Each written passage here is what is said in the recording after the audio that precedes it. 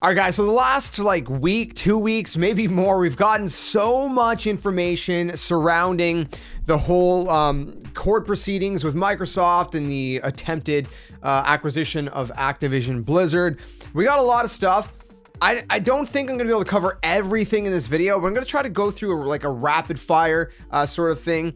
A bunch of stuff that I've seen just to kind of update you guys. And there's one specific thing I also want to kind of hone in on and focus on because it's pretty interesting. We basically got, so Sony has this device we talked about before. It's a handheld cloud device, which is still weird to me.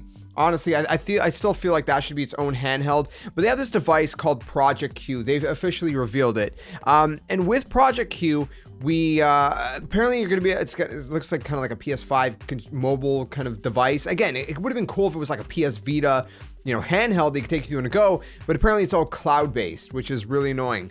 Anyway, so point is, a lot of people were wondering, well, how much is this thing going to cost? We actually got around a rough estimate on how much it's going to cost from the whole court situation, which is crazy. There's so much weird information coming out of here, but I want to go through a couple other things first, because there's that, but there's also a bunch of stuff from Jim Ryan, but we're going to focus on one specific thing, which is that he's basically calling out Xbox and Game Pass, and he's basically there's a whole thing there. And then there's some other stuff. So let's go kind of first rapid fire with this. And then we'll get to like the more meatier stuff. But by the way, if you enjoyed this video, stick around for more. And hopefully I can keep you guys a little bit more up to date. Again, this is kind of a hard situation to keep you guys up to date. I don't want to make like 2 videos a day on this, obviously. But anyways, let's go ahead into this. Again, rapid fire, not going into any kind of explicit details. For one, Microsoft considered acquiring Bungie and Sega, according to the FTC filings, which is absolutely insane, to say the very least. Furthermore, from February 2022, so that would have been last February, from Bethesda executive Pete Hines, it suggests that he basically had a frustration at Xbox and PC-centric strategy for teams games, and all that. So there's a little bit of stuff going on over there as well. Jim Ryan basically talking about the whole thing that he says he does think the Activision acquisition is anti-competitive. But apparently he doesn't think Starfield exclusivity is anti-competitive. I mean, look at this. How on earth does that work? So what he said, his quote about Starfield is that I don't like it, but I don't view it as anti-competitive. But yet he thinks that the whole Activision acquisition in and of itself is. Now, I understand with Starfield, it's like, okay, fine. It's like one game. Activision, though, like would it could still be like selective, right? Like there could be games that are on both platforms, like Call of Duty, which Phil Spencer has vowed to keep on various platforms for a minimum of 10 years. They've signed a whole contract with Nintendo. But for some reason, the whole, Activision thing, I think this is just Jim Ryan at this point being scared of this acquisition going through, and what that would mean for PlayStation and the fact that Microsoft would technically have that leverage. Would they use it? I mean, again, the fact that Phil Spencer has pledged to keep Call of Duty on other platforms for a minimum of 10 years, saying that, hey, I'll sign a contract with you guys. I'll sign an agreement, but PlayStation shot that down. I mean, it shows that Phil Spencer, yes, he's going to think about this in twofold, right? He's going to think about it like, okay, what's the best thing for, Xbox? But at the same time, what is the best thing for the community of gamers? Because at the end of the day, I do believe Phil Spencer, as a head of Xbox, he has had the gamers in mind as well. And I do believe that, while he's a businessman trying to make, business decisions, he also has at least more sincere intentions than most people in the industry. Especially PlayStation, as you can see with Jim Ryan and his whole thing. So apparently Starfield exclusivity is not a big deal to him. It's not anti-competitive, but yeah, anyways, let's move on from that, because there's a few other things I wanted to talk about as well. Interestingly enough, I think this one actually just came out this morning. Yeah. Microsoft apparently also considered in 2019, they considered buying Square Enix, which would have been a little bit crazy considering the fact that PlayStation is constantly securing those exclusivities, right? With like Final Fantasy 16, we just got that on PS5, but it's a timed exclusive. I mean, Final Fantasy VII Remake, I don't even think that's on Xbox yet. I don't know if it's ever coming to Xbox. I thought it was only like a 1-year thing, but it's still not on Xbox. So you can see how the exclusivity, PlayStation really has those kind of like timed exclusivity deals with Square Enix, which is just crazy. A lot of Xbox fans are missing out because of it. So yeah, Microsoft considered buying them in 2019 to be able to add Final Fantasy and more to Xbox. And this was prior to the launch of the Xbox Series X and Series S. So again, very interesting stuff right there, because I mean, again, man, they want the games on their platform, and like it's kind of ironic. We're talking about the fact that Jim Ryan saying stuff like, oh, this is anti-competitive.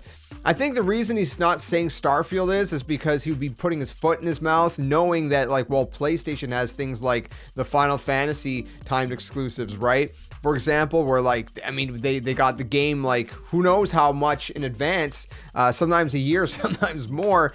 And so, I think that's why he's like, I don't like Starfield, but it's not anti-competitive, because if he says that, then he would have to basically admit that what they're doing with Final Fantasy and other games are anti-competitive. So he's not going to do that, He's not a dumb guy. So, he's a businessman. He knows how to choose his words wisely. But anyways, I thought it was interesting that Microsoft considered buying them as well. And then we got some stuff, more specifics about Jim Ryan on Xbox Game Pass I want to show you guys. So what I'm going to do? I'm going to throw it up on screen right now so you guys can take a look. And this is coming from The Verge, who said basically, Jim Ryan was saying that he told Bobby Kotick, which is the head of Activision basically, that he thought the transaction was anti-competitive and hoped that the regulators would do their job and block it. I mean, Jim Ryan really doesn't want this going through, obviously. And then he says, Ryan says Kotick wanted to cover himself with an extended Call of Duty deal with Sony. So what Bobby wanted to do was cover himself by extending the marketing collaboration between Sony and Activision, which is very interesting. Then there's another section that basically says that we believe that Microsoft intends to use Call of Duty to disadvantage PlayStation in terms of the availability or the manner in which the game is made available on PlayStation, and to drive players to Xbox and specifically Game Pass. So he's trying to go with Game Pass.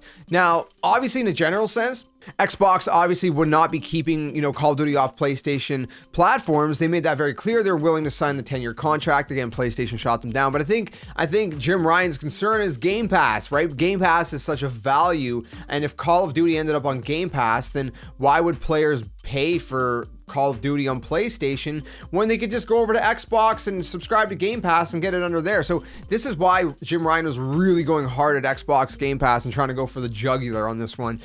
He basically goes on to say that a critical feature of a game console in terms of its attractiveness to people that makes games is its levels of install base. If a meaningful number of people switched from PlayStation to Xbox, that would most certainly would hurt gamers.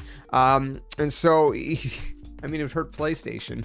I don't know if it would hurt gamers necessarily, per se, but it would hurt PlayStation. He goes on to say later on, he says that he talks about Nintendo and how he believes Nintendo is a different market, saying that Nintendo's hardware technology is of a much less sophisticated nature to PlayStation or Xbox. Yeah, but they got the fun factor, my friend. They got the fun factor. Not that PlayStation and Xbox isn't fun. Of course they're fun. I own them. But Nintendo is all about something just being creative and super, crazy. Innovative. Innovative is the word I'm looking for.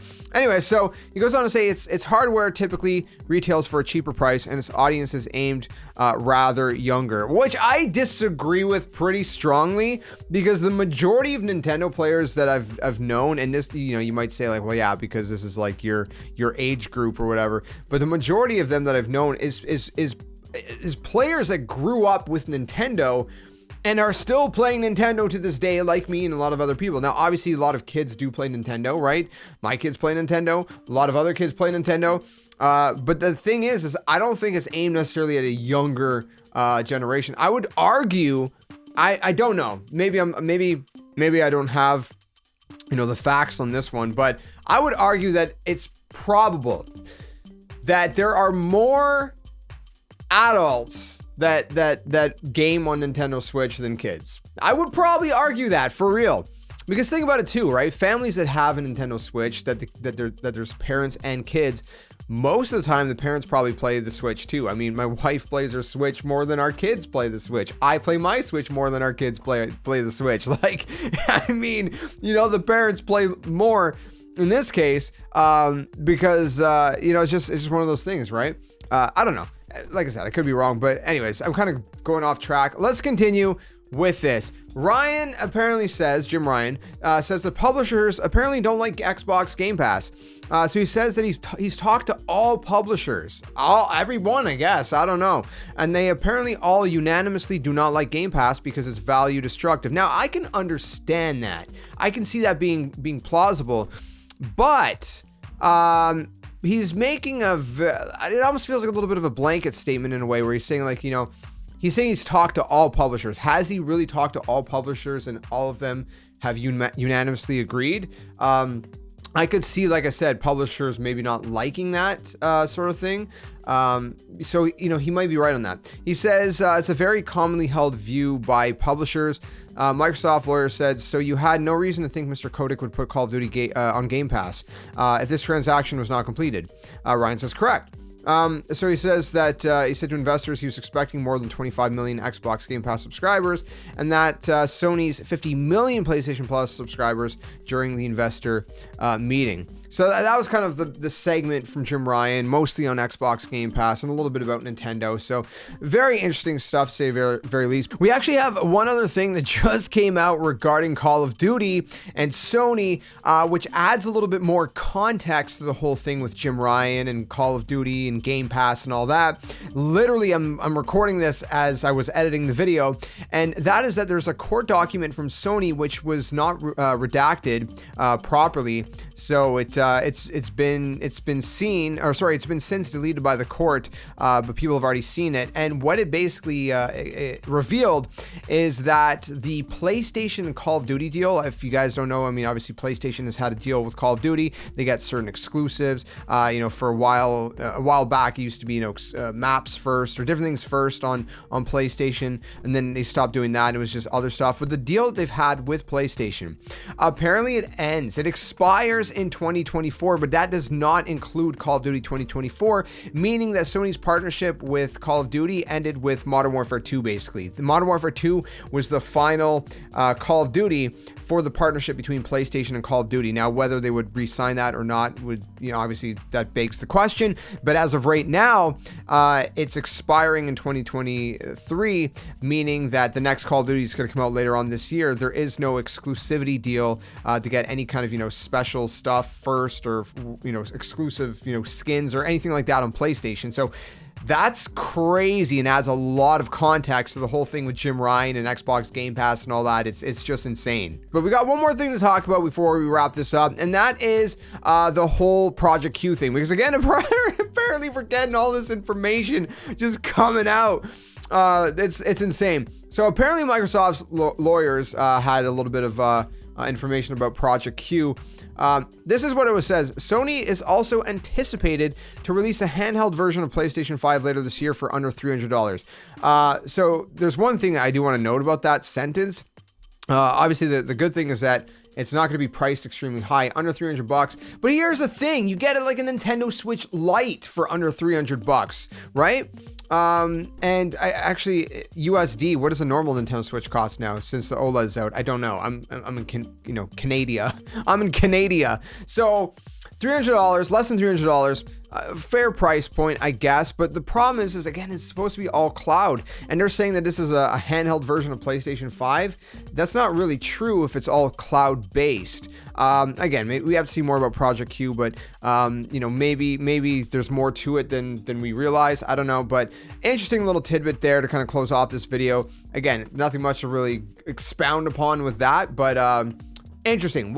I do want to ask you guys to kind of close off Project Q, if it's cloud-based only, keep that in mind. Would you buy that handheld if it's under $300, or is that still like, why would I spend, you know, even a couple $100 on a handheld that's only cloud based? Maybe you're thinking, you're of that kind of, you know, vein of thinking. Let me know your thoughts in the comments below. If you enjoyed this one, leave a like, subscribe for more, and let me know how you think all this is going to play out. Do you guys think that, you know, actually this is going to go through, that Activision is going to be acquired by Microsoft once and for all, or do you think it's going to be completely blocked? It's all going to fall apart. It's never going to go through. And also, what do you hope for? Do you want this to go through?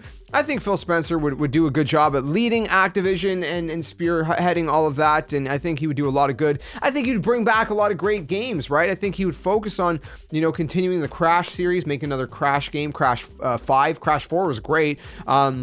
Probably some more Spyro games, like remastered the trilogy and left that, you know, kind of hanging. Maybe bring back Guitar Hero. You know, there's the Tony Hawk Pro Skater series that got like a 1+2 remaster that everybody loved. I know a lot of you guys subscribe to my channel from that content, and I want to see more of that. You know, I'm sure he would bring that back because he sees the value in all of it. And you know, it's not just about the biggest game that they have, which is Call of Duty, and that's it. Throw all your eggs in one basket. I get that's the moneymaker, but dude, think about the gamers and how you want to really have longevity with your company and its reputation, because, you know, again, eventually, you know, gamers are going to get sick of the straight up, you know, just, you know, kind of poor choices that the suits are making that have no idea, and they're completely out of touch with the gaming side of things. So hopefully, from my opinion, I think that's why it would be a good acquisition. But let me know your thoughts. If you enjoyed this one, like I said, stick around for more, and I'll see you guys soon. Another one. Tell them your friends. Game on. See you guys later.